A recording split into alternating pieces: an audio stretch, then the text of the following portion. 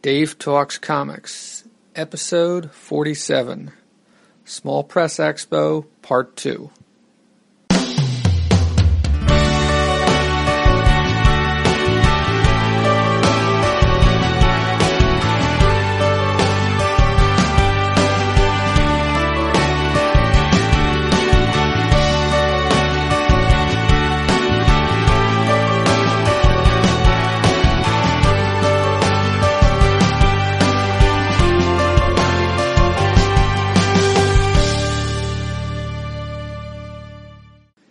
Dave Talks Comics is a podcast on the subjects of comic books and cartoons. I usually talk about comics I have read and cartoons I have watched. Dave Talks Comics can be found on the web at davetalkscomics.com, on Twitter at davetalkscomics. Email can be sent to dave@davetalkscomics.com. Usually I talk from my notes on comics, and I don't go panel by panel, and I try to do more than just summarize the stories. And usually this podcast is not spoiler-free, and I try not to spoil everything, but in the process of talking about comics and cartoons, I may spoil them in some way. And I was throwing all those usuallys in there because this time out I'm talking about the Small Press Expo, and I'm not talking about, well, I may mention some books, but I'm not going to be, summarizing them or talking about them in any length. So the bulk of this episode is going to be me talking from my notes on the two panels I went to, the other two panels I went to, the Jules Feiffer panel and the John Porcellino panel, also known as the Root Hog or Die panel. Root Hog or Die is the movie that was made about him, a documentary. And then at the end, there's some talk about just the show in general. Yeah, I don't think I'd really talk about any of the books I bought, but it's really about the show in general, my experiences at the show, and what I thought of the show, what I think of the show, that kind of stuff. And the only other thing I would like to say is that the Jules Feiffer panel, I think, was my favorite. I enjoyed all three panels. But if you're going to listen to any of the audios of the panels, if you're really into the history of comic books and cartoons, then you might want to give that one a listen, because I thought it was a really great panel. Unfortunately, there's some visuals there that I cannot recreate. I don't know how to find these particular images. I found one or two, but for the most part, I'm unable to create them, to provide them, because I'm not sure exactly how to find them. And in some cases, I don't remember exactly which visuals were provided during the panel.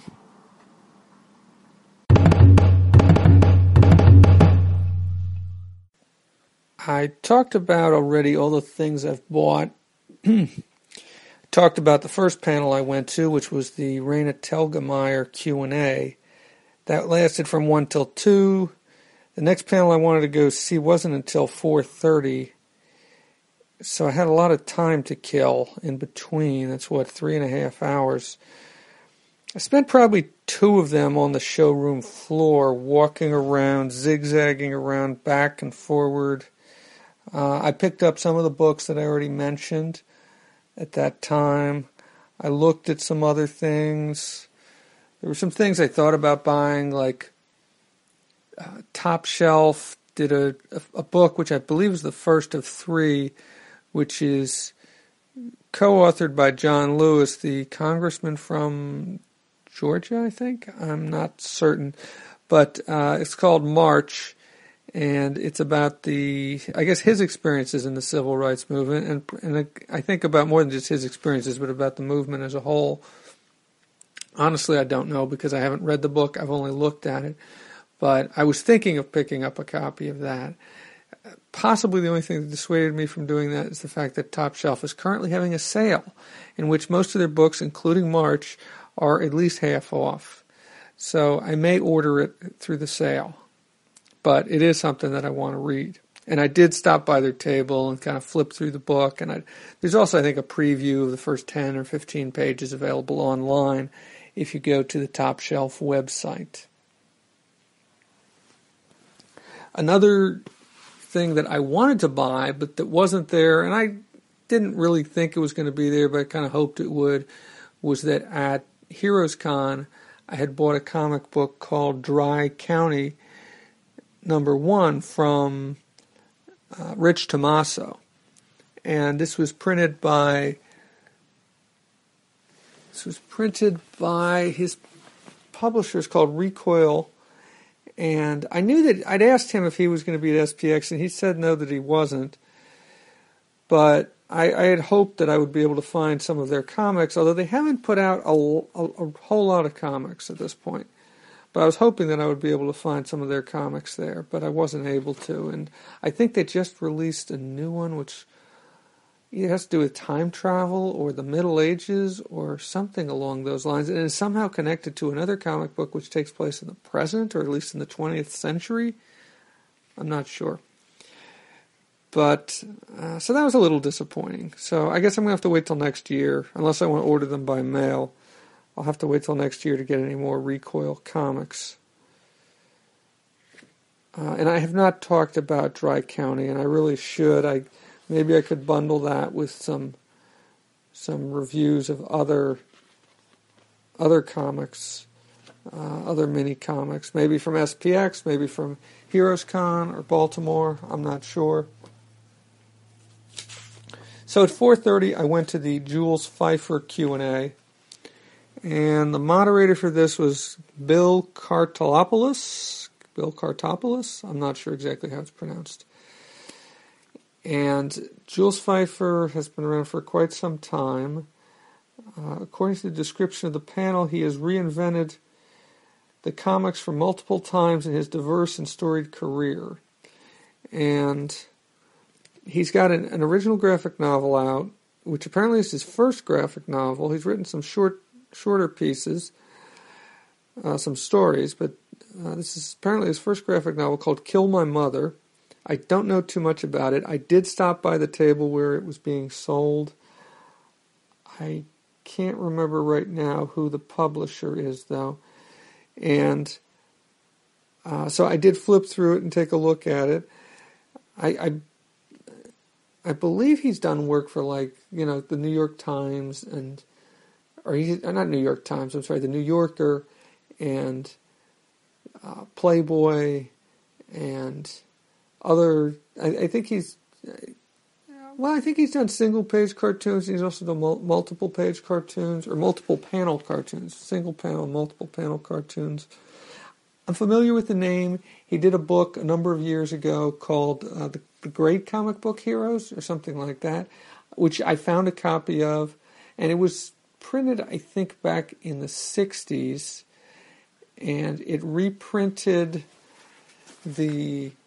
some of the original appearances, some of the original stories of comic book superheroes, and these were a lot of stories which were very hard to find. And at the moment, I'm looking on my bookshelf to see if I can find it, and so far I'm not seeing it. Let me see. No, it's not down there. Okay, I'm not sure exactly where I put it, but I know I did have a copy at one point. I don't think I got rid of it, but it may be away somewhere that I'm not thinking to look. Anyhow, I did not read the whole thing cover to cover. He has a lot of commentary apparently in there, and that was the first thing that the moderator brought up. But then he went into the influences, the things that influenced Jules Feiffer, and he asked Jules Feiffer to talk about some of these things. So he would put a slide up on the screen, and Jules Feiffer would talk about them, talk about why he liked them, when they influenced him, what they meant to him, why they were important to cartooning. The first thing he talked about was Washington Tubbs, and I don't have a lot in my notes other than that Feiffer said that he loved it when he was younger, and he took there was like two two daily strips on the screen, and he talked about them. He talked in particular about a panel in which I'm not sure if it was the main character or not, but one of the characters was spanking another character, and talked about why it was such a great panel. And it wasn't just the content of the panel, but also it was the way the panel was drawn. He was certainly attracted to both, and I'm trying to avoid saying drawn in by both because that's a bit of a pun, but he was definitely sucked in by both, and both had a lot of meaning to him. The next cartoon he talked about was Abby and Slats, and this was created by Al Capp, who would go on to create something that's I'm blanking on at the moment. But it was illustrated by Rayburn Van Buren. And he talked about how it had kind of a cinematic quality to it, and how it was familiar. It was similar, this particular comic was similar to some of the movies of Preston Sturges and Frank Capra. The next comic he talked about was Pogo by Walt Kelly. And this is where I think it got a little more interesting, or at least a little more interesting for me. He talked about how at the time, and by this point, the first two cartoons, the first two strips that he talked about had started in the 30s, and actually the first one may have even started in the 20s, but they were pre-World War II strips, and this one was the first one that was a post-World War II strip, Pogo by Walt Kelly, and what he got into at this point was talking about how Pogo was a reaction to the culture, or the culture as it was being portrayed in mass media like movies and then later television of that time period. That what was being portrayed wasn't really what people were feeling and what people were thinking. And it was more of a callback to an earlier time. And Feiffer said that Pogo, no, it wasn't just Pogo, but what he was getting at was that Pogo was representative of another thing, which was that in cartoons you saw some cartoons. You saw some things that you weren't seeing in movies and television in the 1950s, which was that people were expressing how they were feeling, and they weren't just going through the motions and expressing things in a way that called back to an earlier period. And that there was a real anger there, and that there was a real expression of emotion and feeling. And in his opinion, nobody did it better than Walt Kelly. And that really makes me interested in Pogo.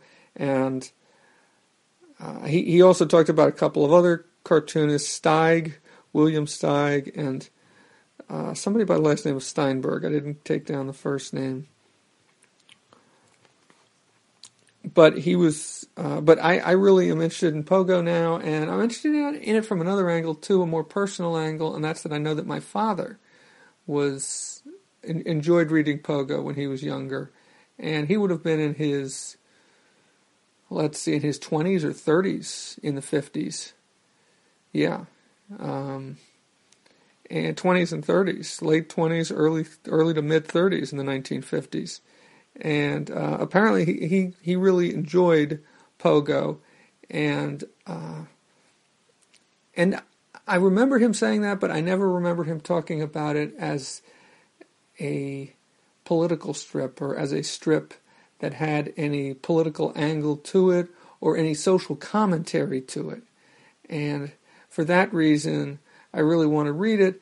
And I mean, the one cartoon that I know of from Pogo, the one that I think that, which now that I think about it, it sounds very political, especially for that time period, is is the one where one of the characters says, "We have met the enemy and he is us." And when I think of that in the context of the 1950s, which when I think of the 1950s, I think of the McCarthy hearings. You can read that in a couple ways from different sides of the aisle. You could read that as from the people who believe that there was communists everywhere. You could read that the enemy is us, that we have been infiltrated by the communists, and the communists are everywhere and we have to find them.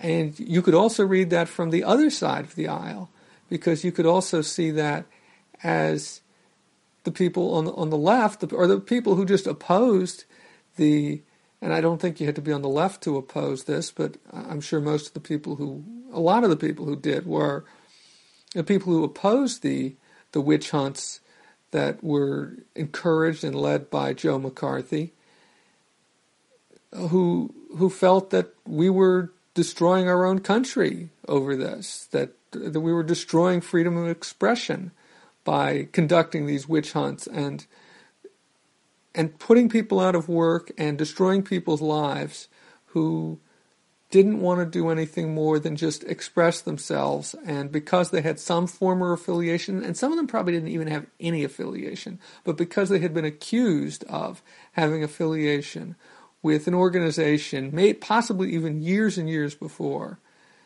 their lives were destroyed. And I can certainly see them expressing this also, that we have met the enemy and he is us, that we are destroying ourselves.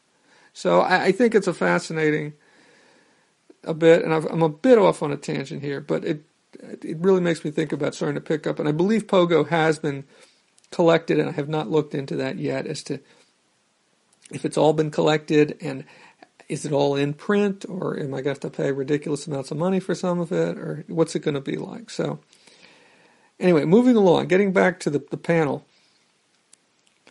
the next cartoon that he showed was I believe it was a Sunday panel from Terry and the Pirates. It was a full page, and it was a scene after one of the, I wouldn't say, it's not Terry, it's one of the main characters though, or one of the main supporting cast in the storyline at that time had been killed.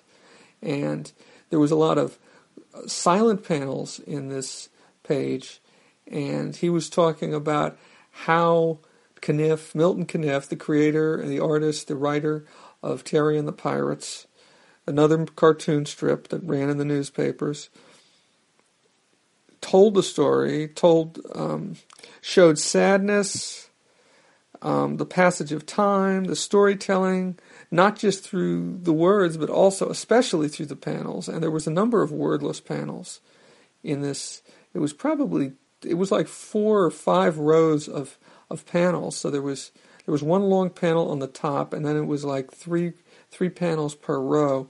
I want to say that there was 5 rows, so something like 12, 14 panels, something like that. But it might have only been 4 rows, not 5.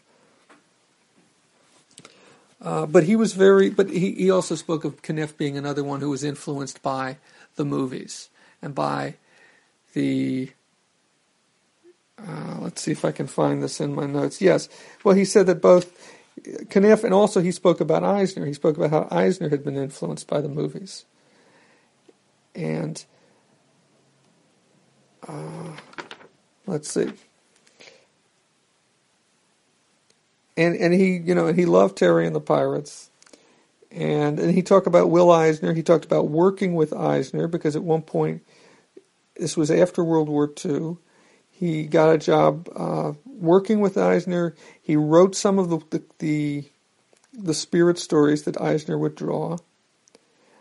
He talked about the color choices that Eisner would make, how Eisner used the city as a character. I don't think he put it exactly that way, but I think that's, or as a major element at the very least in the stories, the spirit stories that he did.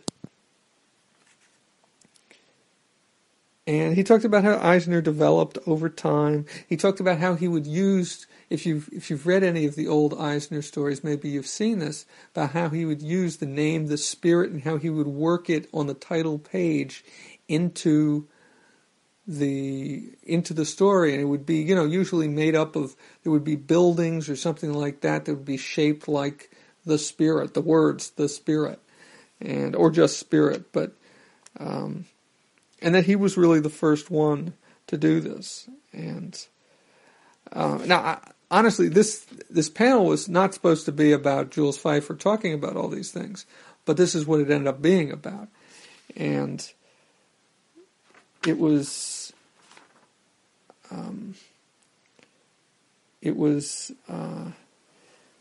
supposed to be about his new graphic novel, Kill My Mother, and he also had a children's book with something about dancing with cats or a dancing cat. Actually, hold on, I think I have it right here. Yes, Rupert Can Dance, which is about a cat named Rupert who can dance. But getting back to this, so he talked about a particular story he worked on with Eisner, which was 10 Minutes, and that's the name of the story. And he talked about the influence of things like Suspense, which was a radio program, which I think I've heard on. In the DC area, we have a radio station, a public radio station, WAMU, that often plays old radio shows on Sunday nights, and I think I've heard Suspense or something like that on there. And then they got into some of his work, his cartooning work, because when Feiffer was working on the Spirit, he was writing it. He wasn't drawing anything. And then eventually he got into drawing. He talked about, it was a one-page strip that he used to do for Eisner's magazine called Clifford, which he didn't think very much of his early work on that. He had been writing the Spirit for over a year at the time he took over that. Then later he went on to work at the Village Voice, starting in 1956. I believe he served in the Army in between, because he was working with Eisner in the late 40s, maybe into the early 50s, but then there was a break there. And he made some vague mention at one point, which made me think he was drafted into the Army for a period of time. He talked about William Steig, who was one of the cartoonists that I mentioned before, and how Steig's work taught him, what I wrote down here is taught him about anxiety, and taught him that it was okay to do more than just the same forms that everybody else was doing. In other words, you didn't, and this is something that I'd mentioned before, that Steig taught him about anxiety. Lenny Bruce taught him to be, and I can't remember the exact word he used, but taught him to be obscene or rude or dirty, that he could express himself how he really felt, is I think what it comes down to.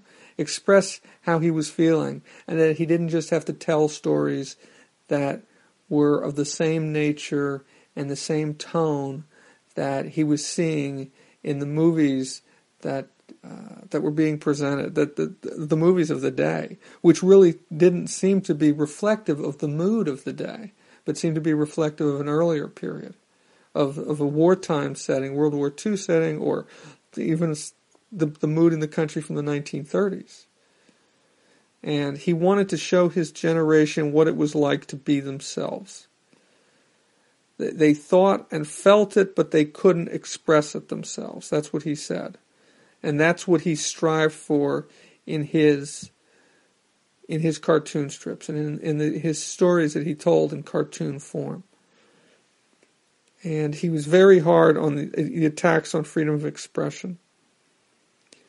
Then they talked a little bit about graphic novels. The moderator, Bill Kartopoulos, talked about how Eisner is often credited as being the father of the graphic novel, but actually in 1959, because Eisner's book, I believe, came out in about 10 years, or no, it was 20 years later? Was it the 70s that Eisner's book came out? Maybe it was A Contract with God, but that in 1959 there was two books that came out, one by Feiffer and the other by Harvey Kurtzman. Harvey Kurtzman's book was called The Jungle Book. I have not read either of these. But Harvey Kurtzman's book was The Jungle Book, which was a collection of 4 stories, and Jules Feiffer's book was called Passionella and Other Stories. And they both came out in 1959. They both were 4 graphic stories. I don't know if you'd call them graphic novels specifically, just because of their length. But Kartopoulos, at the very least, seemed to think that this was the beginning of the graphic novel, or at least that you couldn't credit Eisner as being the father of the graphic novel because of work that had appeared previous to it. Let's see, anything else? Well, okay, getting back to what Feiffer said about his own work, he said that he felt that he was not... Kartopoulos tried to describe him as being breakthrough, as being something different. And what he felt is that he wasn't a breakthrough, but he was a decoder. He was just trying to get things up to where they were. And this kind of gets back to what I was saying before about that what was being presented in mass media, through movies, through television, was of a sensibility that did not reflect current trends, did not reflect the current times. The people in these things were more of an old world in the sense of a prior generation's way of expressing things. And Feiffer felt that he was a decoder, and it was his job to get things caught up and to report, not pontificate. And that's my word, pontificate. And to make it funny and entertaining, and that way it would, as opposed to being as hitting people with it, you kind of, lured them into it and lulled them into accepting it. And at the same time, you were expressing how they really felt and how people really felt. And, okay, and then towards the end, there was Kartopoulos tried to mention the incident in Ferguson, Missouri, and bring that up, and at that point, the conversation kind of got off the subject of comic books or cartoons and Feiffer's work, and kind of got much more political. I didn't really take any notes on that. I didn't necessarily disagree with everything he said, but it wasn't what I wanted to discuss here.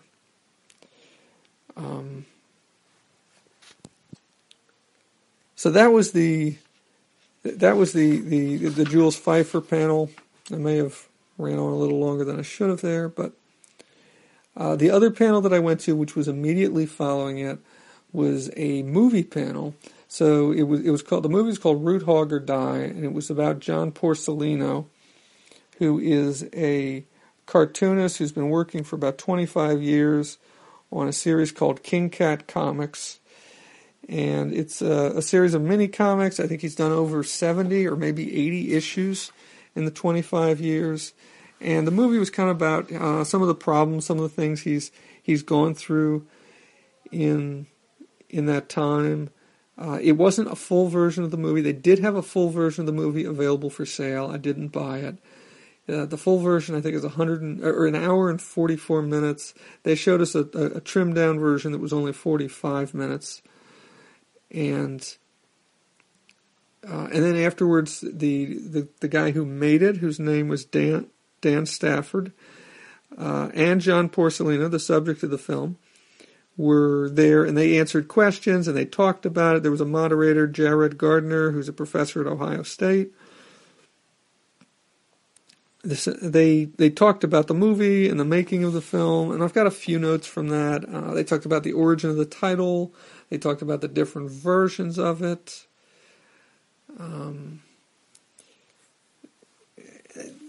They talked about how it's a documentary about a guy who documents his own life, because John Porcellino's stories are, his comics are about himself, or about his life, or about things he's experienced. And they interviewed a lot of his friends for this, and people he's known for a long time, people going back as far as high school at least. I don't think there was any family members in it. They did mention his father. And there was a lot of talk also about he'd been through a lot of medical issues, both physical and mental problems that he had. He was experiencing very bad. Well, they weren't sure exactly what it was with physical problems, but that he ended up staying in a hospital for a while, and he's gotten over those issues, but he wasn't really clear what the cause was, but he did mention kind of offhandedly at one point that it was that at one point he had been working for a exterminator, a company that kills insects and bugs and things like that, and which kind of hints that exposure to those sorts of chemicals may have had something to do with it. And as far as his mental problems go, it was an obsessive compulsive disorder to the point that it was really debilitating, and that he couldn't. He really couldn't manage his life. I mean, he would thinking about things in crazy ways, and he did talk about how his work was therapeutic, and they talked a little bit about his book, The Hospital Suite, which was about his problems, his physical and mental problems, and he talked about how he thought about stretching it out over a number of comics, and then he decided that he didn't want to do that. He wanted to just get it all out. He didn't want to dwell on it for too long, and that this whole experience was very therapeutic. I may have said that before. And he said that for the almost entirely, the feedback he's gotten has been very positive and empathetic from readers, and nobody has given him a hard time over it. And then finally they talked about how OCD is almost something that apparently, and I never really thought about this, but that it's almost a quality of cartoonists, that if you're OCD, why aren't you a cartoonist, And I guess that's because, and I think they said this, or said something along these lines, that being cartooning enables you to control the whole event. If you make a movie, you're going to need help doing this or that, but drawing a comic, you don't need that kind of help. And that was about it.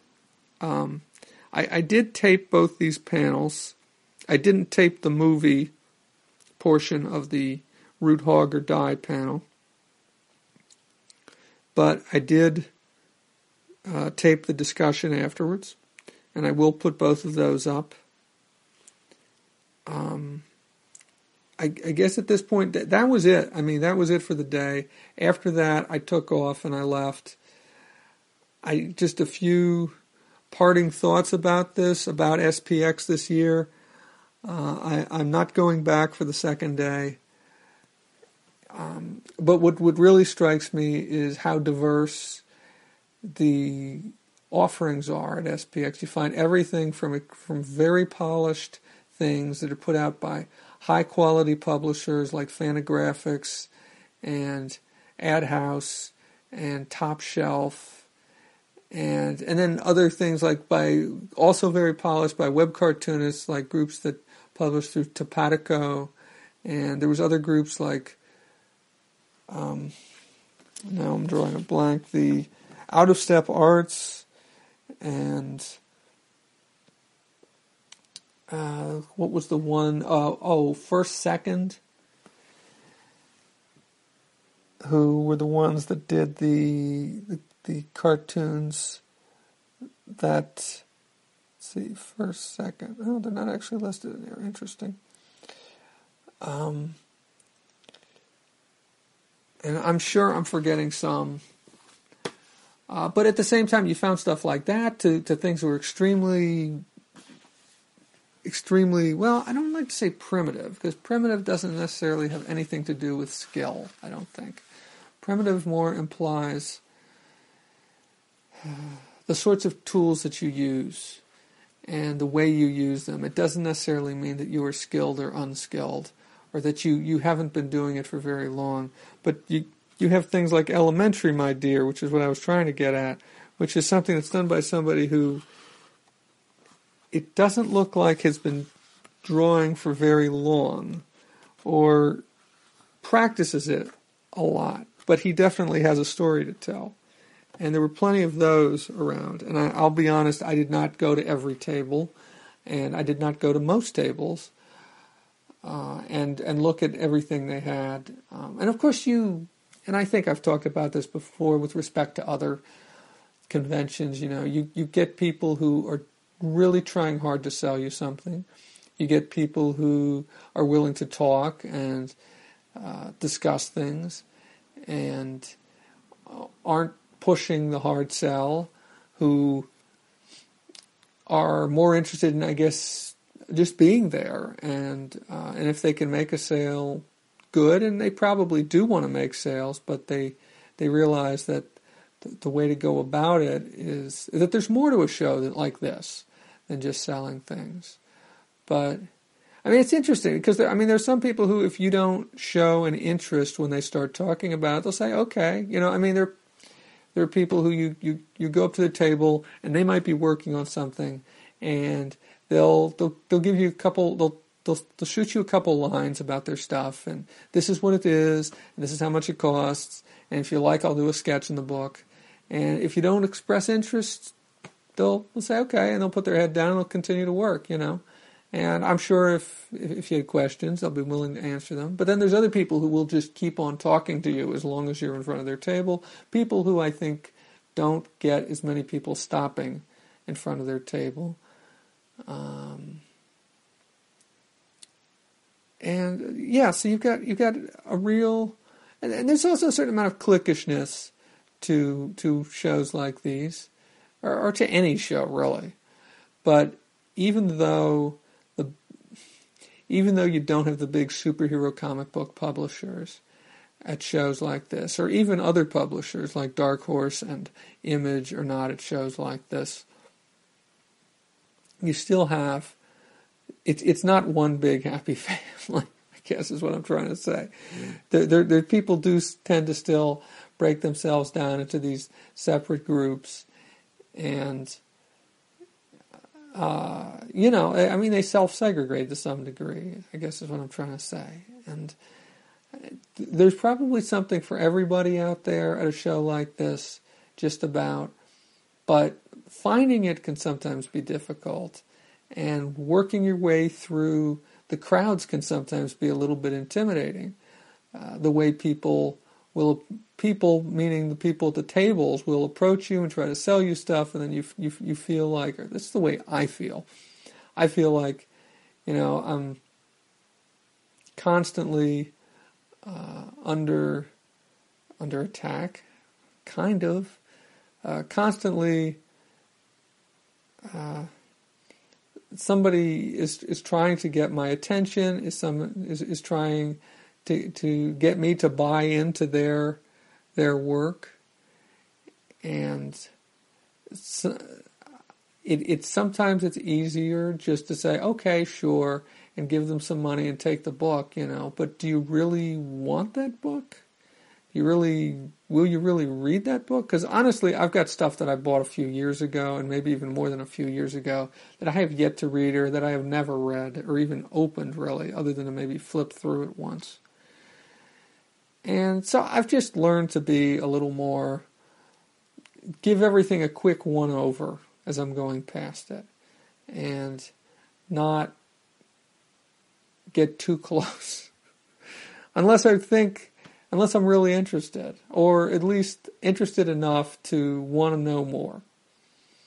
I try to make a quick assessment based on the art, based on what I'm seeing, based on what they're presenting. And in that sense, I think there's probably some stuff out there that I would have liked more, but that I didn't get to because of the way it was presented. And like I said, there's just a ton of stuff out there, I only bought like 4 or 5 books this time out.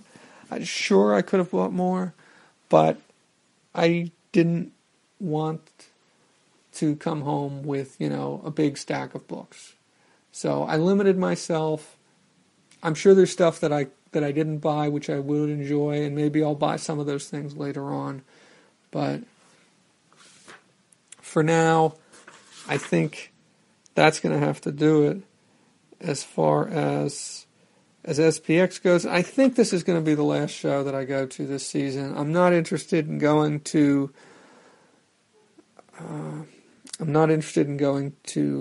the New York Comic Con.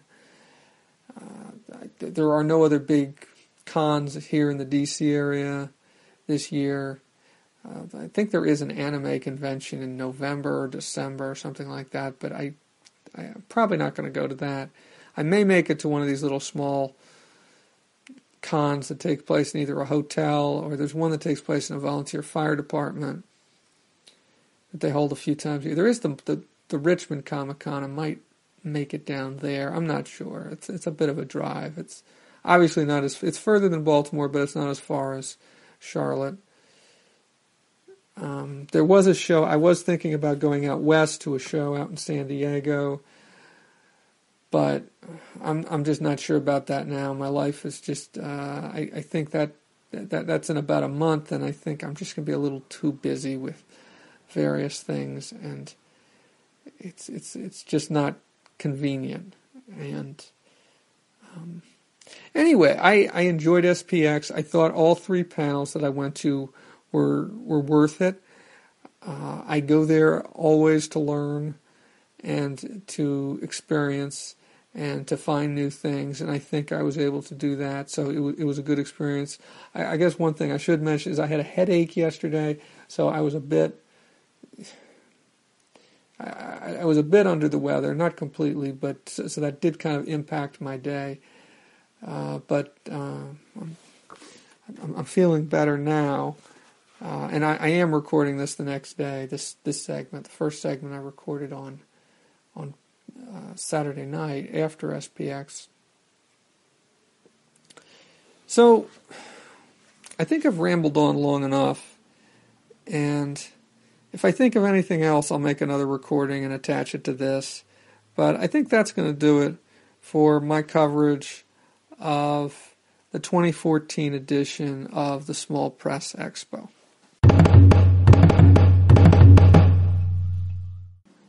That's it for episode 47 of Dave Talks Comics. Dave Talks Comics can be found on the web at davetalkscomics.com. Questions or comments can be posted on the episode page at davetalkscomics.com or tweet them to @DaveTalksComics. You can email your questions or comments to davetalkscomics.com. Next time on Dave Talks Comics, I will be engaging in some cartoon talk. I'll be talking about cartoons that I've watched recently, and then I'll be talking about the Gambit miniseries from the early 90s. I want to say 1993, but I'm not sure off the top of my head. Thank you for listening.